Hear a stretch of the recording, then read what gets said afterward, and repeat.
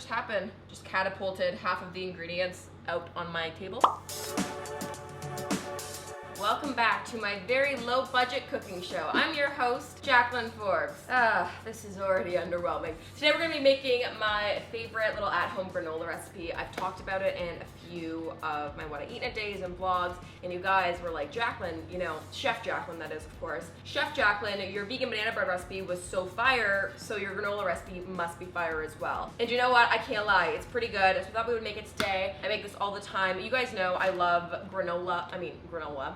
Yes. But you guys know that I love oatmeal, otherwise known as gross flocons. I need to work on my French. Anyways, I love oatmeal. I eat it all the time. I feel like granola is just another version of oatmeal. It's just like cereal oatmeal. It's all the same energy, all an energy that I love. So let's hop in to my granola recipe. Now I have this written down on my phone. I kind of took an original granola recipe that I found and I suited it better to the ingredients that I like to use. So this is like a little makeshift recipe. I feel like I finally perfected it, and it's pretty simple to do and relatively, you know, using whole ingredients and things that I love. So for the dry ingredients, you're gonna need oats, coconut flour, pumpkin seeds, sunflower seeds, cranberries, salt, chia seeds, flax seeds, cinnamon, and a pinch of nutmeg. Then for the wet ingredients, you're gonna need some 100% maple syrup, some coconut oil, some non-dairy milk of your choice, natural peanut butter, and a drizzle of agave, which is optional. Okay, so we're gonna start off with the star of the show. We got the large flake oats here. Now I'm gonna do 3 cups of this. Now this is a really good recipe that I actually like to double up because it's really easy to make and it lasts really good in like a mason jar. So I'm just doing like the regular size, like the regular recipe, but normally I would double it up. And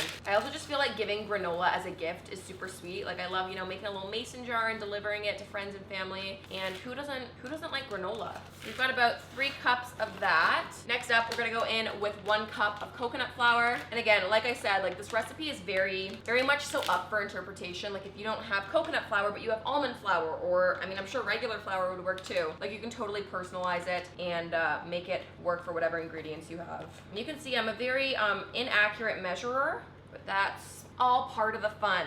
You can see I'm back in my chef PJ set, also that doubles as my cooking outfit, and a black outfit is never the move when you're dealing with ingredients. Okay, we're gonna do a cup of pumpkin seeds, otherwise known as pepitas. Yeah, for the longest time, I didn't know that pumpkin seeds were also just called pepitas, and I was like, yo, why can't I find any pumpkin seeds? Also, this is a new container, and I'm struggling. But yeah, it turns out pepitas and pumpkin seeds, they're the same thing, so do not be confused. Am I? And yeah, if you cannot tell already, this recipe is super easy to make, and it takes probably only 5 minutes to assemble, and then it takes a bit longer to bake, but it's really one of those things that you can't screw up. So if you are a chef in training, this one's for you. Okay, next up we've got 1 cup of sunflower seeds. So yeah, I've definitely made tons of variations. I actually did a batch of this and I did sliced almonds instead and pecans, which is very good. That with like more of like a fall winter vibe I feel like is good. Whereas this is more of like a summery bright granola. And this recipe here, you could make it nut free as well and just use seeds instead of nuts, vice versa. We got a little something for everyone. Okay, next up we're gonna go in with a cup of cranberries. Oh, I also didn't even tell you guys, Chef Jaclyn. The oven, you want to have it preheated, so it's going to 300 degrees Fahrenheit. So I just kind of let that do its thing and preheat as I'm, you know, making the granola. You know what's so weird? As a kid, I didn't think I liked raisins or cranberries or anything like that, but I'm actually obsessed with basically all dried fruit. And I've subbed out, you know, raisins before. Again, dried cranberry. Oh, these are dried. These are dried cranberries. I meant to say dried apricots also would be super good. Even dried apple slices. Ooh, you know, there's no rules. Then we're gonna do half a tablespoon of salt. Oh, that was I knew it, like my brain knew it was half a tablespoon. Oh God. This is gonna be a little extra salty. That's okay though. I actually don't mind if the granola is a bit saltier. Sweet and salty, right? We're gonna do a tablespoon of chia seeds, which again, I like to kind of do. Actually, that's 2 tablespoons today. We're doing an interpretive pour.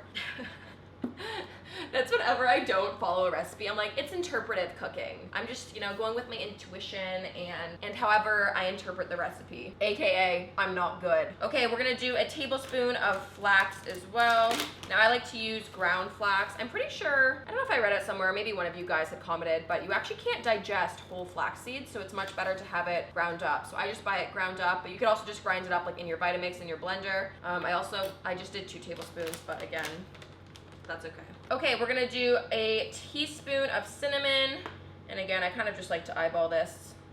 You know what? We're doing more than a teaspoon. I don't know what it is about cinnamon and garlic, not that there's garlic in this recipe, but those 2 ingredients, if it ever just calls for like 1 portion or like 1 tablespoon, I'll always double it / triple it. I feel like you can never go wrong with those ingredients. And I'm also just adding in a little dash of nutmeg as well. So those are all of your dry ingredients. So I just kind of like to give it a little preemptive mix there. What is so nice about this granola is that you can really eat it a bunch of different ways. I mean, obviously you can eat it like a cereal. So sometimes I like to just put some soy milk in it. Sometimes I like to use it on a topper on my smoothie bowls, or just sometimes eat handfuls of it dry as a snack. So you got options. I actually saw someone do this cool recipe and they had like granola on a salad, which never done that before, but I could see that working. Okay, now we're gonna move on to the wet ingredients. So I'm gonna go in with half a cup of pure maple syrup.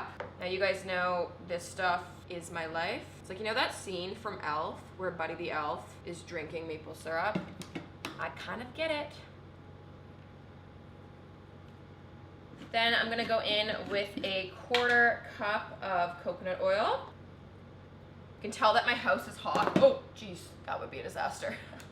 I dropped the entire tub of coconut oil. My house is hot right now and it's summer because my coconut oil is not a solid, it is complete liquid.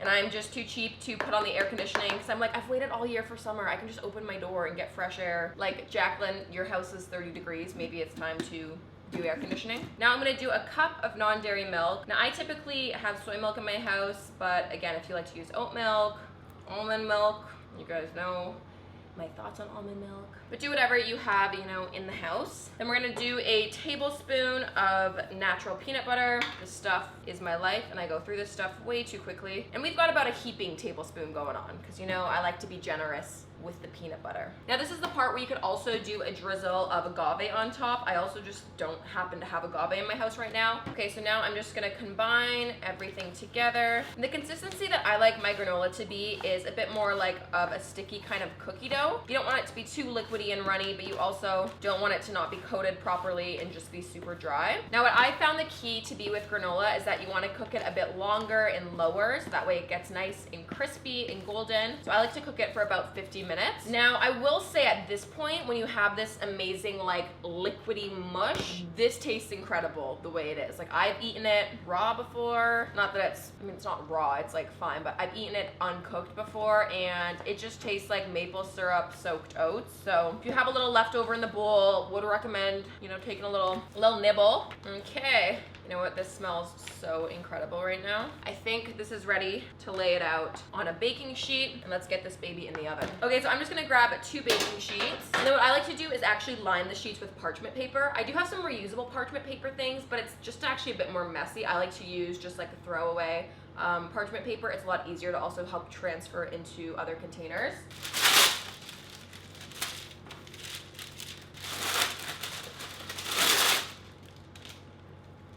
That was not my best work. Okay, still not perfect, but that's fine. Much better than before. Okay, now we have our lined baking sheet. You're literally just gonna spread out the granola as evenly as possible. You wanna get it fairly thin.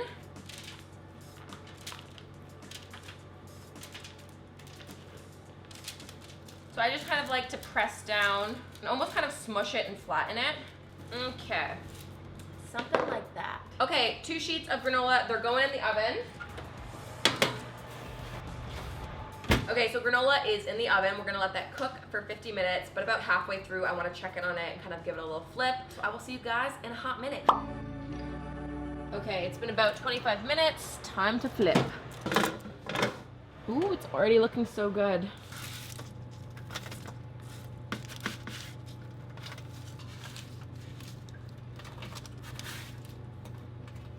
Okay, and then back in for another 25. Hey Google, set a timer for 25 minutes. 25 minutes, and we're starting now. Okay, it's all done. How incredible does this look? It's the perfect amount of toasted golden brown. It smells incredible. And it's pretty evenly cooked, so that's always a plus. Okay, I've got a piece with like the cranberry, pumpkin seed. Oh, I hope it's not too hot.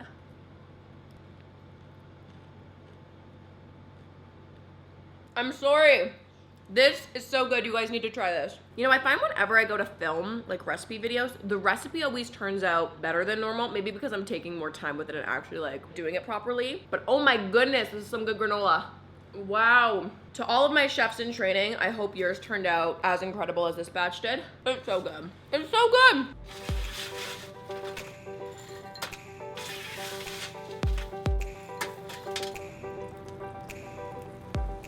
That is a gorgeous bowl of granola if I've ever seen one. I find whenever I eat cereal, like I can't just have one bowl. I almost always have two bowls. So let's see if this lives up to the hype. It's so good. It's actually shocking how delicious it is. And like, I can't believe it's so easy to make. And you can make this in huge batches. And I think homemade granola is one of the best things in the world. Pro tip, what I will say is, so I'd made this granola a few weeks ago and I didn't have any coconut flour, so I just tried making it without it. And having a coconut flour, or I mean, I would imagine an almond flour or something else, you definitely want that because it kind of like binds it together. Otherwise, it's all these independent pieces. So it still tasted good, but even especially now seeing how good this batch turned out, the coconut flour is key. So that is one ingredient I wouldn't skip or sub out. This granola is my rose of the day. My rose for sure.